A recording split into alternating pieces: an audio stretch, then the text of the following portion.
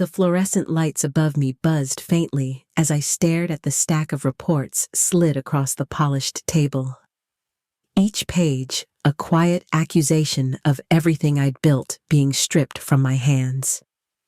My pulse thudded in my ears, louder than the murmured shifting of the board around me. And in that moment, the room felt colder than any winter I'd ever stepped into. If you've ever felt the ground vanish beneath your feet because of someone you trusted, subscribe and tell me where you're listening from. Stories like this happen more often than we admit. I remember gripping the chair just to steady myself, trying to understand how I had become the outsider in a world I created. I didn't know it yet, but that was the moment everything started to unravel. I knew the moment I stepped into that boardroom that something was wrong. There was a heaviness in the air, the kind that settles on your skin before the blow even lands. And when it came, it wasn't loud or dramatic.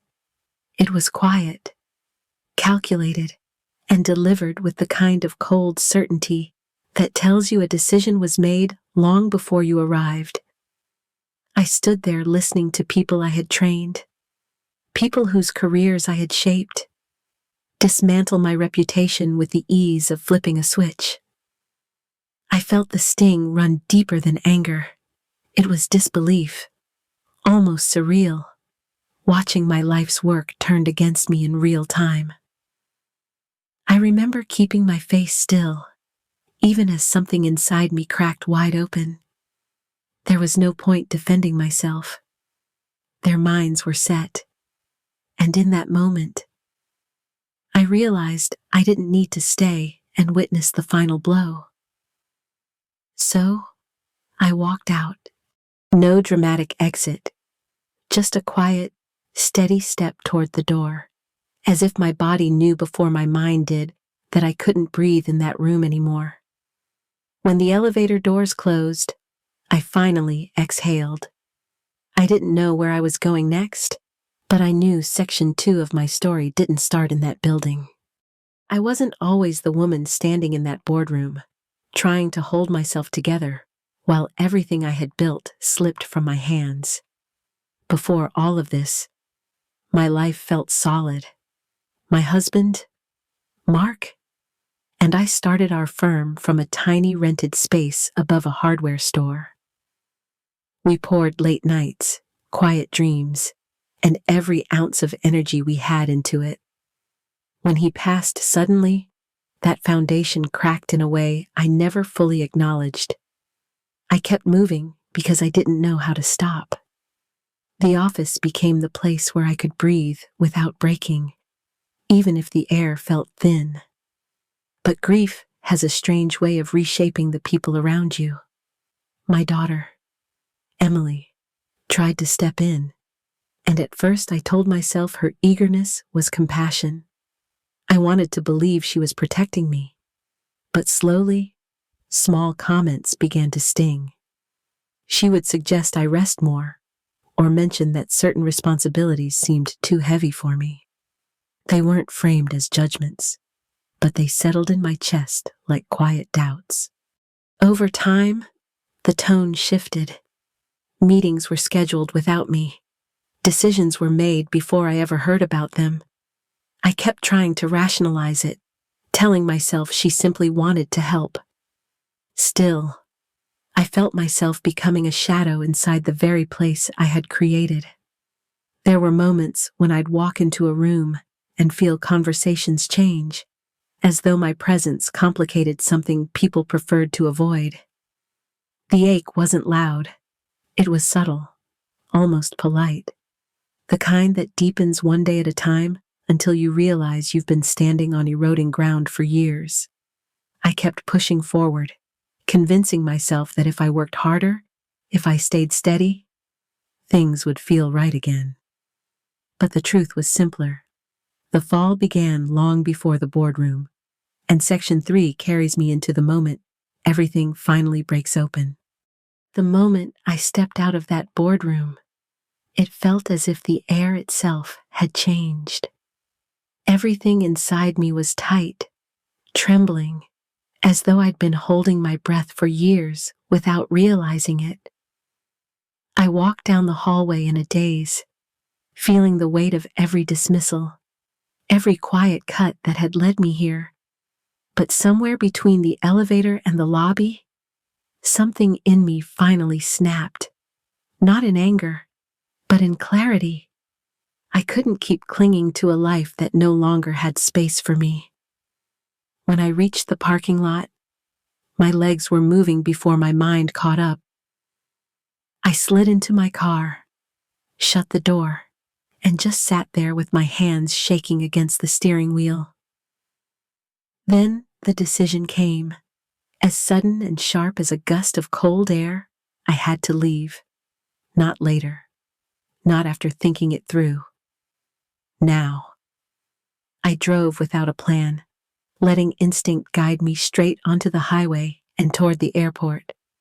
By the time I reached the terminal, the numbness had shifted into a strange, steady calm. I didn't even look at destinations.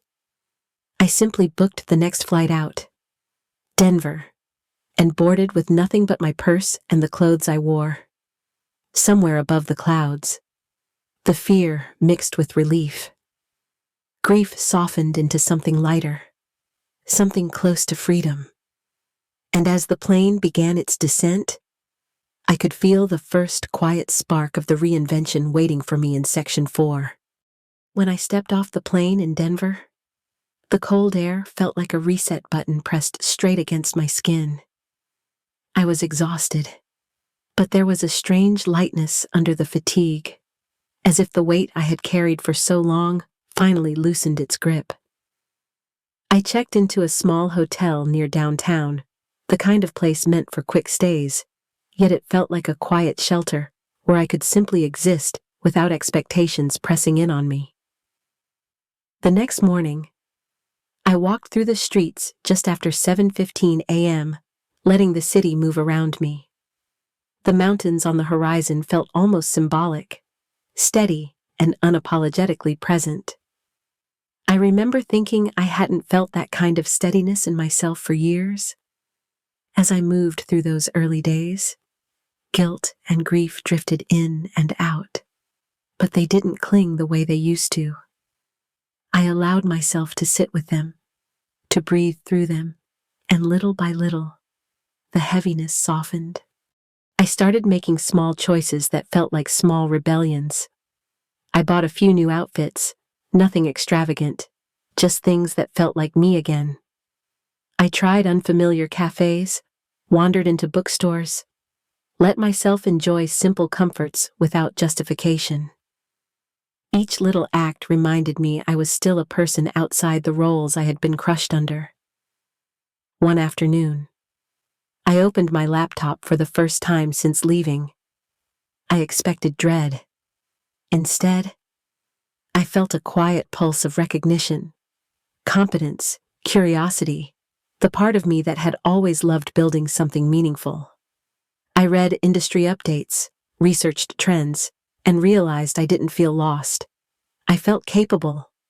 Denver didn't erase the past, but it offered space wide enough for me to breathe differently. And as that sense of clarity grew, so did a thought I hadn't dared consider before. Maybe it was time to take on a small project again. A simple beginning.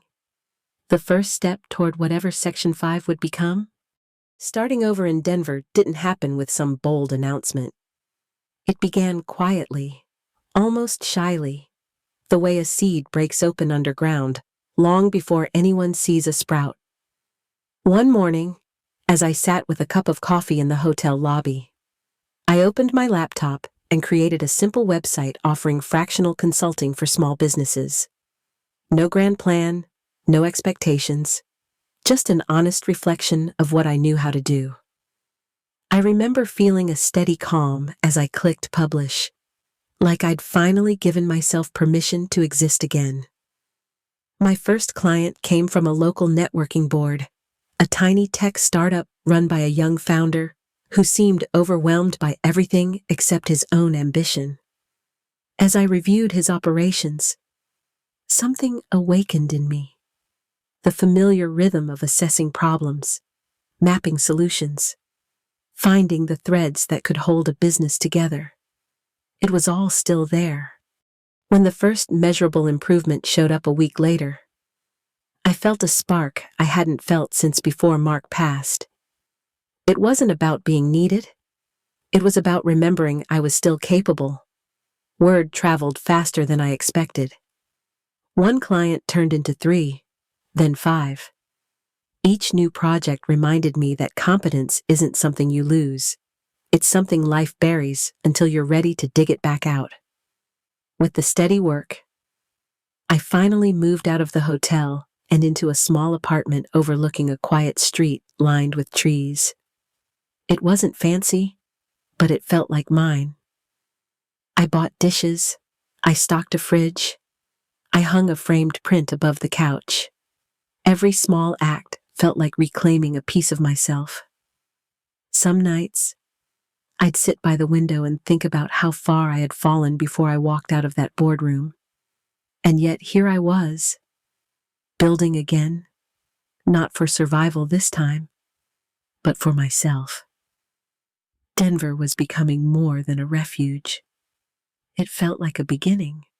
And just as I started to find my footing, the past began tapping at my door again. The first call from Boston was the one that changed everything, leading me straight into what Section 6 would uncover. The call came on a quiet afternoon while I was reviewing notes for a client. I almost didn't answer, assuming it was another sales pitch. Instead, I heard a familiar name, someone I had worked with for years back in Boston. They sounded strained, almost embarrassed, as they told me their project was falling apart and they didn't know who else to turn to. I felt my stomach tighten. I had stepped away from that world, yet here it was, reaching for me again. When the second call came later that week, then a third, a pattern formed. Each story was similar: missed deadlines, confusion, decisions reversed without explanation. And underneath it all, the quiet confession that things had been steady when I was there. I didn't know whether to feel sad or strangely validated. Maybe both. It hurt to hear how far things had slipped, but it stirred something in me too. A reminder that my work had mattered more than I allowed myself to believe. I agreed to help, but only as a consultant. I kept boundaries tight, emotions tighter. Still, something about the tone in their voices stuck with me. A hesitancy, a discomfort, as if they knew something they weren't ready to say. That unease followed me into the next days, guiding me straight toward the truth I would face in Section 7. It happened during a check-in call with one of the Boston clients I had quietly taken on. There was a pause, the kind that carries weight, and then he admitted he needed to tell me something. He said he had been assured I was mentally unwell, that I had burned out so badly I could no longer handle real responsibility. For a moment, I couldn't breathe.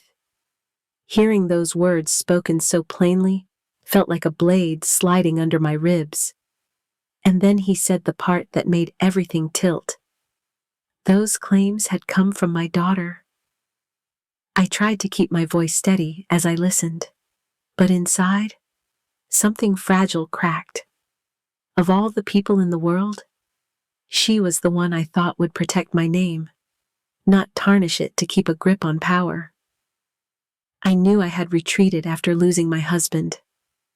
I knew I had been quieter, slower, softer, but I had never been unstable.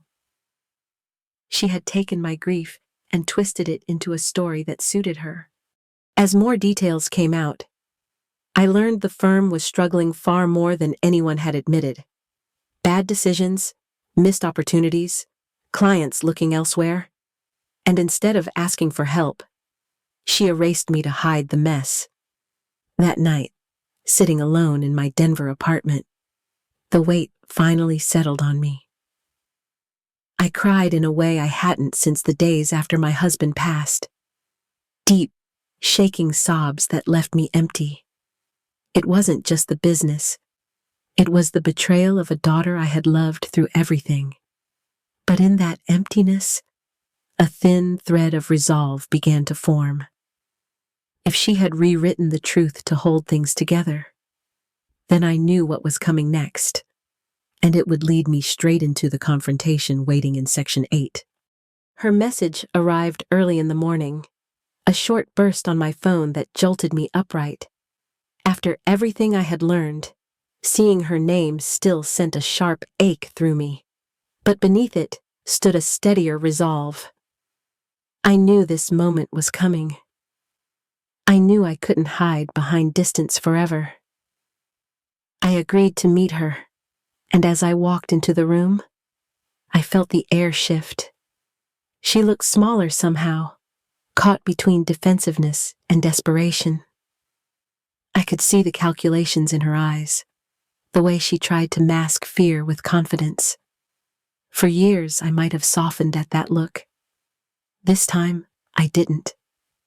Inside, the monologue unfolded in my mind. I told myself to stay grounded, to speak from truth rather than injury.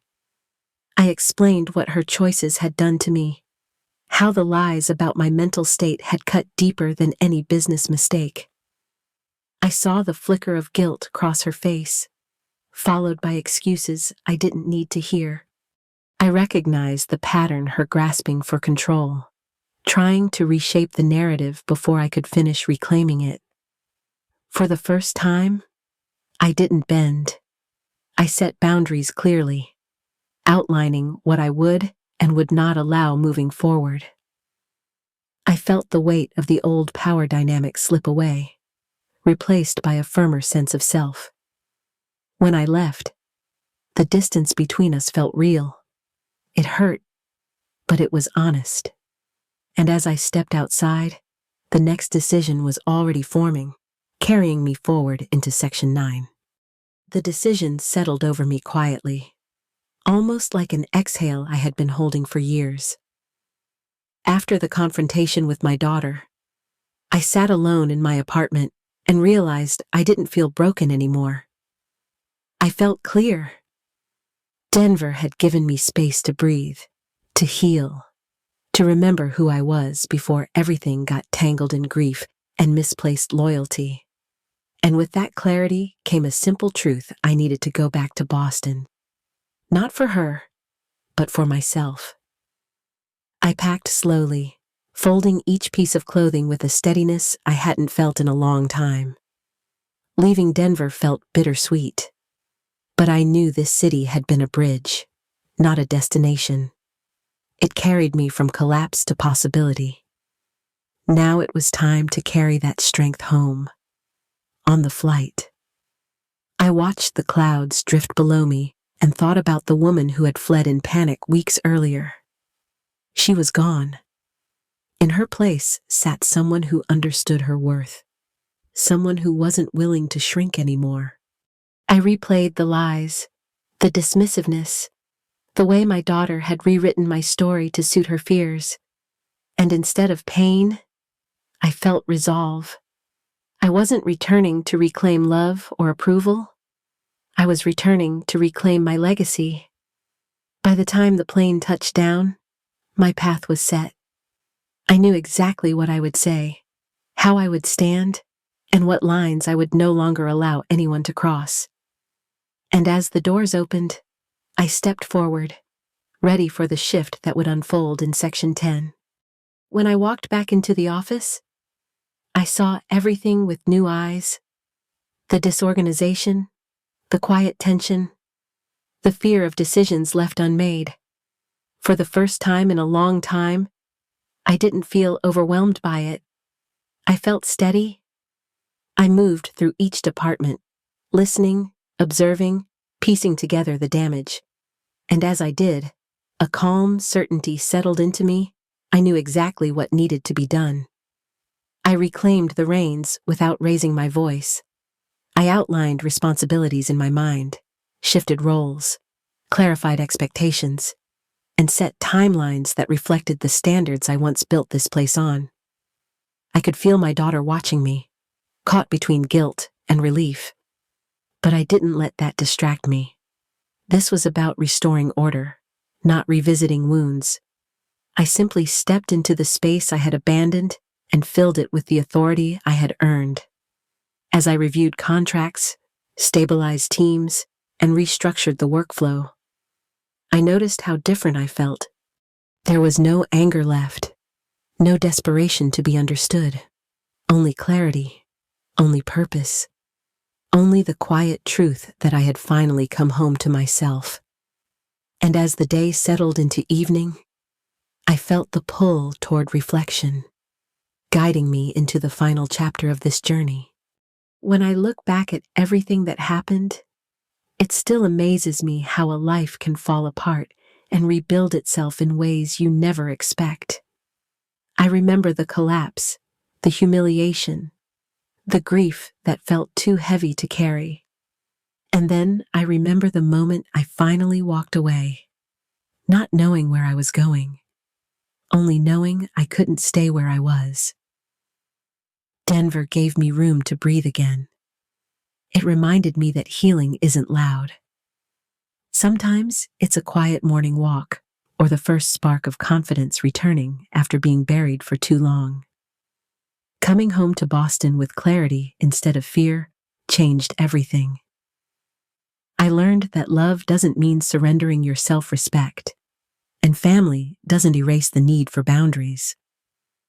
I learned that strength grows in the space you give yourself to heal, not in the approval you try to chase. And now, standing on the other side of this journey, I feel grateful for the lessons, for the resilience I didn't know I still had, and for the chance to rewrite my own story. Thank you for listening to mine. If any part of it speaks to something in your own life, I hope you'll share your thoughts and experiences in the comments.